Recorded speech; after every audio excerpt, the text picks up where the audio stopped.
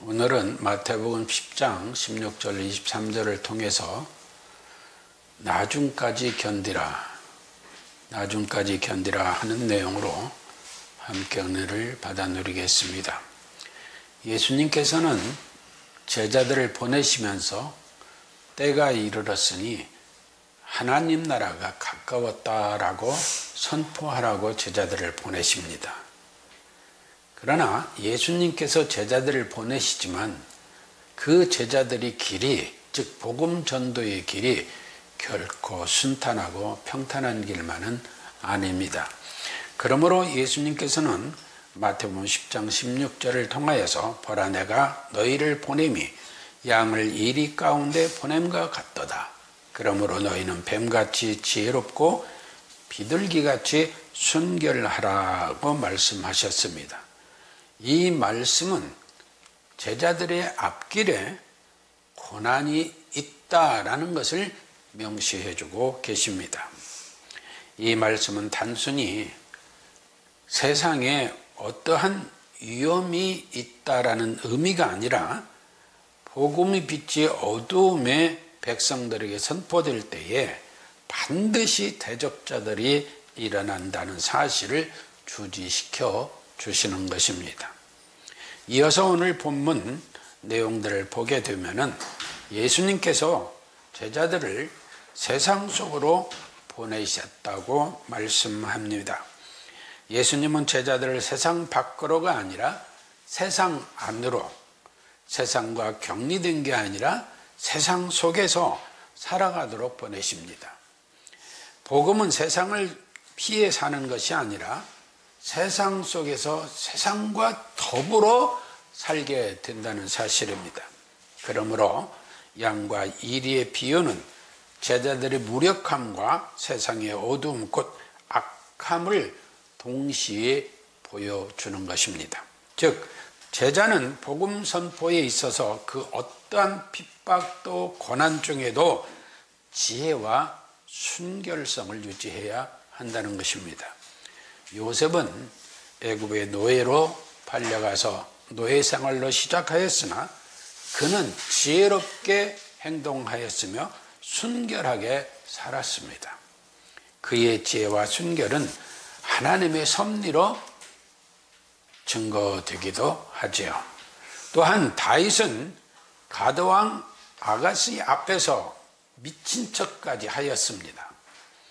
뱀같이 지혜롭게 행동했고 이를 두고 다윗은 하나님이 도우셨다라고 고백을 하기도 하였습니다.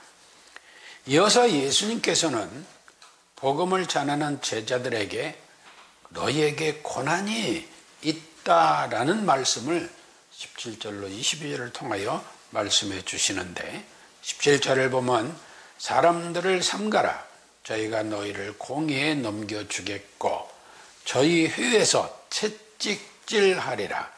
또 너희가 나를 인하여 총독들과 임금들 앞에 끌려갈 것이다. 또한 21절을 보면 장차 형제가 형제를 아비가 자식을 죽는 데 내어주며 자식들이 부모를 대적하여 죽게 하리라. 라고 말씀하십니다. 이는 예수님은 복음을 전하는 제자들이 박해와 배신을 당하게 될 것이며 그러한 세상 속에서 살아가는 너희가 얼마나 악한 일들을 만나게 될 것인가를 말씀해 주는 것이라고 생각합니다. 그러므로 복음은 생명을 살리는 일이지만 세상은 그 복음을 경멸한다는 점입니다. 그러므로 제자들을 핍박하는 그들을 이리오, 즉 우리 표현을 하면 늑대라와 같이 예수님 표현하였고 그들로 인하여 제자들이 박해를 받을 것이다 라는 걸 말씀해 줍니다. 오늘 본문 말씀 중에 보면 17절에는 어떠한 종교적인 박해를 말씀해 줍니다. 회당과 공회에서 너희가 고난을 당할 것이다. 또 18절은 정치적 박해를 말해주기도 합니다. 너희가 총독과 왕 앞에서 끌려가 채찍질을 당할 것이다. 또 사회적 박해도 말씀해 줍니다. 21절은 가정과 혈육의 단절, 부모와 자식 간의 단절, 형제들과 형제들의 단절. 오늘날도 보면은 상상할 수 없는 일들이 가족에서도 일어납니다. 거기에는 다 뭐가 있느냐? 재물의 문제가 개입이 되는 것을 보게 됩니다. 또한 영적 박해를 말씀해 주시는데 22절 내용 속에서 내 이름으로 말미암아 너희가 미움을 받을 것이다. 그런가 하면은 여기에 더 보탬은 9절로 10절에서 말씀한 바와 같이 경제적인 박해도 있습니다. 그러므로 너희는 금은동을 가지지 말고 주머니나 두벌 옷, 신, 지팡이를 가지지 말라 하였습니다. 저는 곰곰이 생각해 봤습니다. 이 말씀은 어떠한 것을 말씀하고 있을까 생각해 봤는데, 이는 과도한 욕망, 또한 주머니 등을 갖추고 부정적인 축제하는 것들에 오해를 받지 않도록 무력동을 멀리하라고 말씀하신 것이 아닌가 하는 생각을 가지기도 합니다. 이러한 말씀은 야고보서에서도 잘 증거되고 있습니다. 야고보 5장 1절로 11절을 보면 들으라 부한 자들아 너희에게 임할 고생을 인하여 울고 통곡하라. 너희의 재물은 썩었고 너희의 옷은 좀먹었으며 너희의 금과 은은 녹이 슬었으니 이 녹이 너희에게 증거가 되며 불같이 너희 살을 먹으리라. 너희가 말세에 재물을 쌓았기 때문이다 라고 말씀하시는 것입니다. 너희가 땅에서 사치하고 연락하여 도살의 날에 너희 마음을 살찌게 하였다. 도살당하는 게 되는 그러한 날에 살찌게 하였다는 겁니다. 또한 너희가 옳은 자를 정죄하였다. 또 죽였다. 그는 너희에게 대항하지 아니하였음에도 그리했다는 겁니다. 그러므로 형제들아 죄에 강림하시기까지 길이 참으라. 보라 농부가 땅에서 나는 귀한 열매를 바라고 길이 참아 이른 비와 늦은 비를 기다리나니 너희도 길이 참고 마음을 굳게 하라. 주의 강림이 가까우니라. 형제들아 서로 원망하지 말라. 그리하여야 심판을 면하리라. 보라 심판자가 문 밖에 서 계시니라. 형제들아 죄 이름으로 말한 선지자들로 고난과 오래 참음의 본을 삼으라. 보라 인내하는 자를 우리가 복되다 하나니 너희가 욥의 인내를 들었고 주께서 주신 결말을 보았거니와 주는 가장 자비하시고 긍휼히 여기시는 자신이라 라고 말씀하고 있습니다. 오늘 우리가 야고보서를 이렇게 참고로 보고 있습니다만은 이런 말씀을 들을 때 그러면 주님은 왜 안 오시는 건가? 왜 아직도 안 오시는가? 또 어떤 이들은 신앙생활을 하다가 어려움이 닥치면 하나님 내가 하나님 앞에 그래도 나름 열심을 하였는데 왜 이런 고난과 어려움이 있습니까? 라고 물을 때도 있습니다. 그러나 하나님은 말씀하십니다. 인내하라. 오래 참으라. 길이 참으라. 말씀하시는 것입니다. 이걸 보면은 오늘 우리 현실 속에 벌어지고 있는 일이에요. 저는 목사로서 생각해 봅니다. 목사도 생활해야죠. 노후도 준비해야죠. 그러나 하나님의 일꾼이요 하나님의 복음 전도자라면은 최소한 과도한 욕심은 버려야 되지 않느냐. 그래서 우리 예수님께서도 그 삶을 통하여 그 십자가의 고난을 당하시면서도 그 고난을 기뻐하셨다는 것입니다. 그러므로 우리도 오직 예수 그리스도를 믿는다고 하면은 어떠한 일이 있어도 유혹되지 아니하고 끝까지 견디는 은혜를 누려야 될 줄로 믿습니다. 그러한 자들이 오늘 본문 22절에서 구원을 얻으리라 했습니다. 구약을 보면 참 선지자들도 감당하기 어려운 박해를 받았습니다. 목이 잘려 죽고 상상할 수 없는 핍박과 고난 속에서도 오직 하나님의 말씀을 선포한 그들은 우리가 상상할 수 없는 고통 속에 살았습니다. 예레미야 선지는 왕 앞에서 고난을 받았고 하나님의 말씀을 전하다가 동족에게 박해를 받았지만 끝까지 견디는 하나님의 은혜의 말씀을 선포하면서 하나님의 뜻을 이루기 위하여 자신의 모든 것을 내어놓았던 것입니다. 그리고 그 나라와 동족을 위하여 자기를 박해하는 그들을 위하여서도 그는 눈물로 기도했습니다. 그러므로 예레미야를 눈물의 선지자라고도 하는 것입니다. 그의 고난은 하나님께서 진리의 표징이다라고 선포하기도 하는 것입니다. 그런데 말입니다. 현대를 살아가는 우리들 고난 중에 나라와 백성을 구원하는 눈물이 얼마나 있는가요?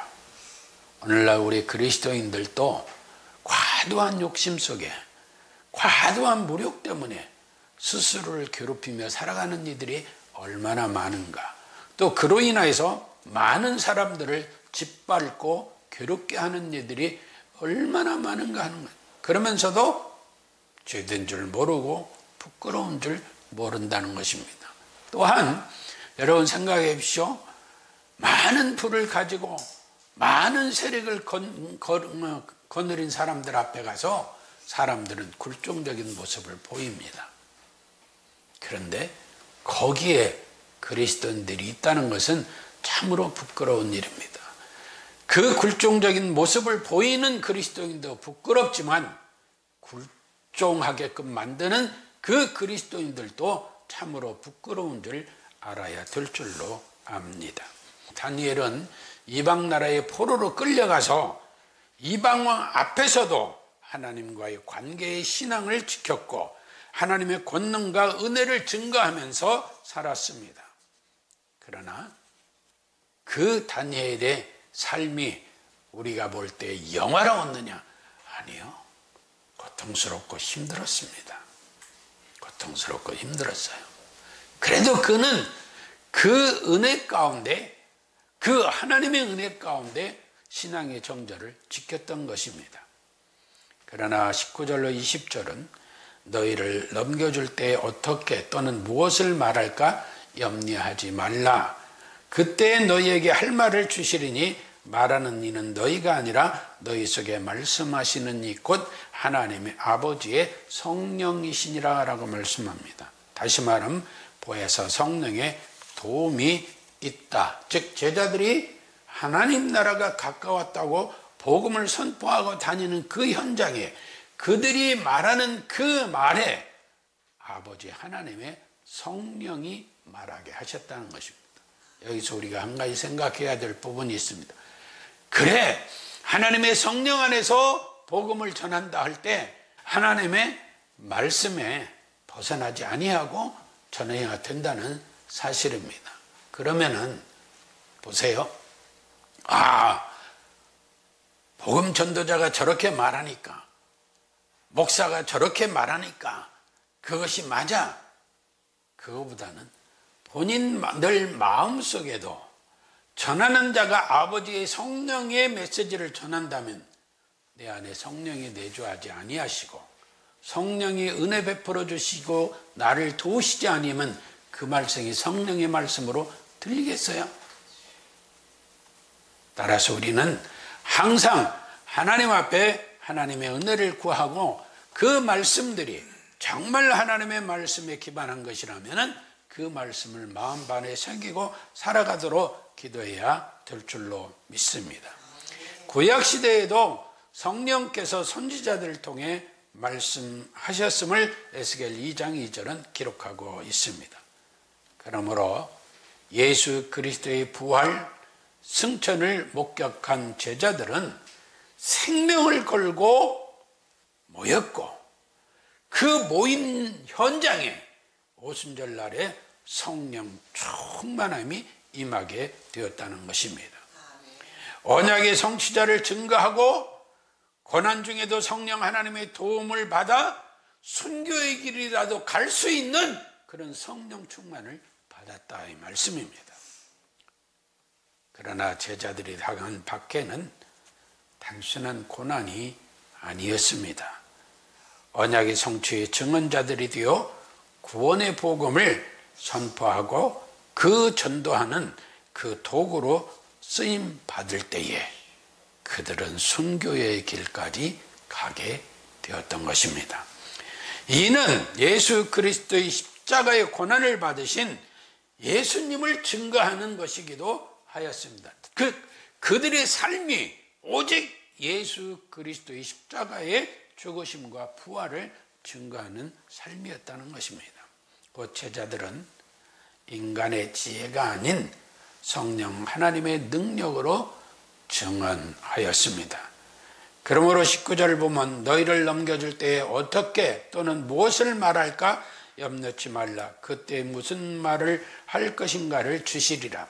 너희가 재판장에 섰을 때에 무엇을 어떻게 말할지 염려하지 말라는 권고는 마태복음 6장 25절에 너희는 먹을 것, 마실 것, 입을 것을 염려하지 말라는 권고에 의해 두 번째의 권고이기도 합니다. 즉 그리스도인들은 신앙생활을 한다고 하지만 왜 걱정이 없고 염려가 없겠어요? 그러나 그리스도인은 염려하는 것이 금지되어 있다는 사실을 우리는 알아야 돼요. 근심거리 등은 주님께 맡기고 뒤에 성령의 도움을 기대하는 삶을 살아야 된다는 것입니다. 이렇게 말을 해도 여러분도 저도 염려하고 걱정, 근심할 때 있잖아요. 그렇죠? 그럴 때 하나님의 말씀을 새기고 성령 하나님의 도우심을 받으시기 바랍니다. 그 도우심 속에 여러분이 이 세상에서 모든 것을 극복하고 이기고 어떤 어려움도 극복하면서 평안을 누리게 될 줄로 믿습니다. 우리가 눈의 은혜 나누잖아요. 이 세상에서 하나님 나라의 평안을 누리는 하나님 나라의 백성으로 살지 못하는 자, 거룩하고도 영원한 하나님 나라에 못 간다. 예수 그리스도를 믿는 자에게는 성령께서 도우신다는 사실을 믿고 그 안에서 항상 평안을 누리시기를 주님의 이름으로 축복합니다. 그런가 하면은 21절로 23절 내용을 보면은 복음의 사역자는 하나님의 보호 아래 있다고 합니다. 장차 형제가 형제를, 아버지가 자식을 죽는 데에 내어주며 자식들이 부모를 대적하여 죽게 하리라. 또 너희가 내 이름으로 말미암아 모든 사람에게 미움을 받을 것이나 끝까지 견디는 자는 구원을 얻으리라. 이 동네에서 너희를 박해하거든 저 동네로 피하라. 내가 진실로 너에게 이르노니 이스라엘 모든 동네를 다 다니지 못하여서 인자가 오리라. 우리는 마가복음 1장 17절 말씀을 생각하면서 뭘 깨달아야 되느냐? 하나님의 말씀은 항상 종말론적으로 봐야 돼요. 종말론적 고속사로 봐야 돼요. 예수님이 이 세상에 오셔 예수 믿는 자들로 하여금 하나님 나라의 백성으로 살아가게 하셨지만 또한 모든 세상이 그때부터 이미 종말은 시작되어졌다는 사실입니다. 그러므로 보세요. 지옥 같은 삶 사는 사람들이 얼마나 많아요. 가족 분쟁도 마찬가지입니다. 미가서 7장 6절은 아들이 아버지를 멸시하며 딸이 어머니를 대적하리라는 말씀의 성취이기도 하는 우리 예수 그리스도의 말씀이 남의 얘기가 아니라 우리 현실 속에 이루어지는 것이라는 것을 알아야 될 줄로 믿습니다. 예수님께서는 박해나 고난이 가족들로부터도 있다는 것을 말씀하신 것입니다. 주위를 돌아보세요. 부모 간에도 자식 간에도 유산, 재산 문제로 형제 간에도 원수보다 더 악한 행실로 살아가는 즉 악한 행실을 보이면서 살아가는 자들이 있잖아요. 그러나 예수님께서는 제자들에게 세상의 모든 악함을 박해로 말씀하시며 두려워하지 말고 지혜롭게 피하라고 말씀하십니다. 이 말씀은 도망치라는 그런 것이 아니라 복음 전도의 중요성과 그 지속성, 즉 하나님 나라의 역사는 계속 지속된다는 사실을 강조하신 말씀이기도 한 것입니다. 또한 끝까지 견디는 자는 구원을 얻으리라는 말씀은 다니엘 12장 12절에서 기다려서 1335일까지 이르는 그 사람은 복이 있으리라는 인내와 관계되며 예수님의 재림까지의 구속사적 인내를 촉구하는 말씀이기도 합니다. 또한 다니엘은 내가 또 밤 이상 중에 보았는데 인자 같은 네가 하늘 구름을 타고 와서 옛적부터 항상 계신 자에게 나와 그 앞에 인도되매 라고 예언하였습니다. 그 예언대로 인자가 오리라는 말씀으로 예수님의 재림을 가리키며 구원의 완성을 증거하기도 하였습니다. 즉 고난은, 핍박은 실패가 아닙니다. 예수 그리스도의 삶을 닮아가는 것입니다. 그러므로 복음 선포는 지속되며 하나님께서 그 모든 고난 속에서 제자들을 보호하시고 복음이 세상 끝까지 전파하도록 인도하신 것 같이 오늘날도 하나님께서, 삼위일체 하나님께서 우리를 보호하시고 세상 끝까지 주님 오시는 그날까지 인도해 주실 줄로 믿습니다. 엘리야는 아합과 이세벨의 박해를 피해 광야로 도망하기도 했지만 하나님께서는 까마귀와 과부를 통해 그를 먹이셨습니다. 그러므로 하나님의 일꾼, 오늘날 성도들은 절대로 버림받지 않는다는 것을 믿으시기를 주님의 이름으로 축복합니다. 예수 그리스도께서는 십자가 고난을 당하시면서도 다 이루었다 하시며 그 구원의 성취를, 그 고난을 기뻐하셨어요. 저는 다 이루었다 해서 엘리 엘리 라마 사박다니 이것만 생각하고 하는 이들로 그 해석에 대해서 분주한 사람들이 많은데, 저는 그보다 다 이루었다에 예수님이 지금 십자가에 죽으시고 그 죽으시면서 다 이루었다 하실 때 예수님이 다 이루었다 이랬을까요? 아니에요. 승리의 외침, 다 이루었다라고 하셨을 겁니다. 우리도 그 안에 살고 있음을 믿어야 합니다. 예수님은 제자들에게 고난을, 핍박을 피하기만 하라고 말씀하지 않았습니다.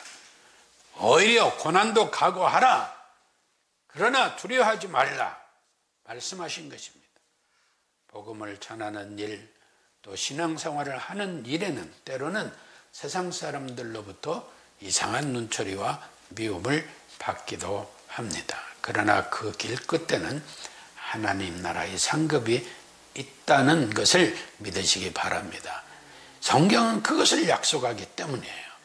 그러므로 끝까지 견디는 자는 구원을 얻으리라는 말씀은 단순히 견디고 인내하고 하라는 그런 교훈적인 말씀이 아니라 예수 그리스도와 함께 영광을 받게 될 자들에게 그 고난과 핍박이 오히려 복 중에 복이 된다는 사실을 말씀해 주고 있음을 믿어야 할 줄로 압니다.